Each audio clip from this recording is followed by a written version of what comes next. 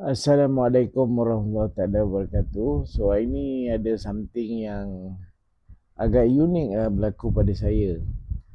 Disebabkan keterujaan saya selepas minum produk ni selama hari dan merasai perubahan yang positif terhadap diri saya. So saya teringatlah pada kenalan-kenalan yang mengamalkan ataupun menjalankan perniagaan alternatif, perubatan alternatif, tradisional.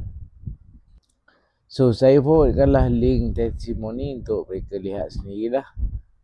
Mana tahu boleh bagi manfaat pada orang yang di sekeliling mereka kan. Cumanya ada something yang berlaku lah. Saya kalau pernah berurusan dengan orang atau pernah kenal orang, saya sentiasa save nombor telefon orang tu sebagai rujukan untuk saya lah. Jadi seandainya saya ada terima mesej, saya tahu si A yang mesej kat saya, si B yang mesej dia. Walaupun pertemuan tu jarang ataupun perhubungan tu jarang lah, tapi mungkin Allah tak gerakkan hati dia untuk save nombor saya. Jadi bila berlakunya mesej, bila saya hantar mesej kat dia termasuk dengan link, walaupun link tu genuine, beliau balas dengan 4 perkataan, iaitu spam. So saya reply lah, alamak, saya cakap dah lama kenal pun saya kena spam, saya kata kan. Tapi saya notice dah tinggal 1 tick je. Maknanya selepas beliau mesej dan beliau terus block lah. So apa yang saya nak tekankan kat sini ialah, kalau kita anggap orang tu scam ataupun berniat jahat sekalipun pada kita, mereka tu tetap makhluk Allah yang Allah hadirkan untuk uji apa yang tindakan yang kita akan buat.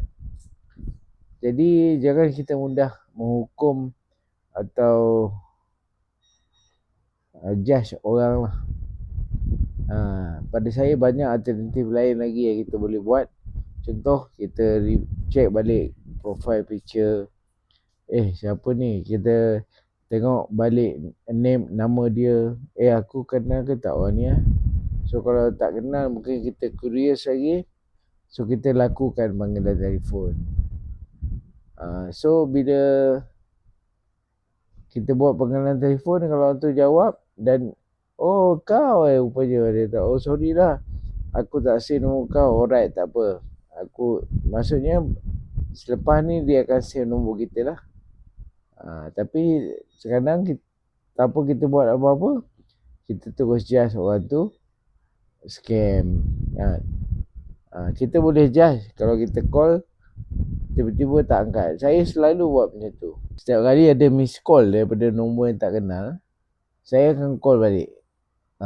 Dan kalau saya call tu macam tak dapat, terputus terus kan, saya boleh anggap lah, ni mungkin scam code. Tapi kalau yang telefon tu ada jawapan, tanya ni, biasalah dalam kehidupan ni normal. Kadang-kadang orang tersalah nombor, tersalah tekan. InsyaAllah saya tengah didik diri untuk jadi lebih baik. So dan didik diri untuk jadi lebih positif lah, insyaAllah.